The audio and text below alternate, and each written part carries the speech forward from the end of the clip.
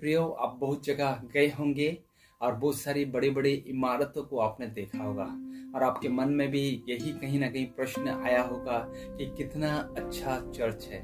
लेकिन मेरे प्रियो, मैं आपसे कहना चाहता हूँ कि क्या आप जानते हैं कि चर्च का अर्थ क्या है, कलीसिया का अर्थ क्या है। यीशु मसीह ने मत्ती रचित सुसमाचार उसका 16 अध्याय उसका 18 पद में यीशु ने कहा कि मैं अपना चर्च बनाऊंगा। I will build my church, मैं अपनी कलीसिया इस पत्थर पर बनाऊंगा।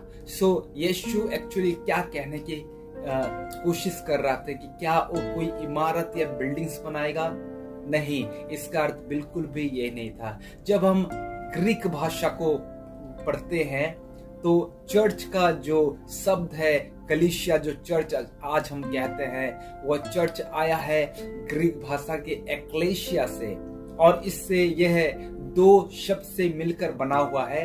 अर्थात एक का अर्थ होता है बाहर और केलियो का अर्थ होता है बुलाया हुआ। हम जब एक्लेसिया को जोड़ देते हैं तो उसका अर्थ होता है बाहर बुलाया हुआ।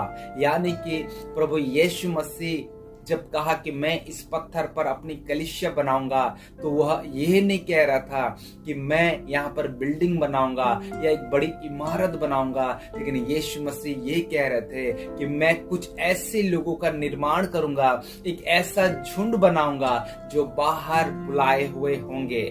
यानी कि संसार से बाहर बुलाए हुए लोग होंगे। लेकिन आज जो लोग झुंड को नहीं, लेकिन आज बिल्डिंग को लोग चर्च कहते हैं, जो कि बिल्कुल भी गलत है। मेरे प्रियो, कोई बिल्डिंग जो है वो चर्च नहीं है, कोई बड़ी इमारत वो चर्च नहीं है, लेकिन वह झुंड जो परमेश्वर के हालेलुया पुत्र यीशु मसीह के द्वारा बुलाया हुआ है और इस संसार से बाहर बुलाया हुआ है, उसे हम चर्च कहते हैं। जैसा कि यीशु मसीह ने कहा कि जहां 2 या 3 लोग मेरे नाम से इकट्ठे होते हैं, वहां मैं उनके बीच में उपस्थित होऊंगा।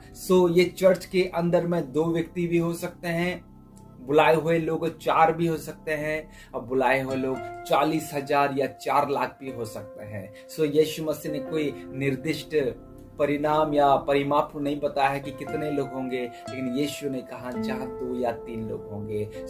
याद रखिए कि चर्च जब हम कहते हैं तो कभी भी बिल्डिंग को देखकर चर्च ना कहें, कभी भी एक बड़ी इमारत को देखकर ये ना कहें कि ये बहुत बड़ा चर्च है, लेकिन आप झुंड को देखकर, जो पेड़ के नीचे हो सकता है प्रभु यीशु मसीह की आराधना कर रहे हैं, जो हो सकता है कोई एक छोटे घर के अंदर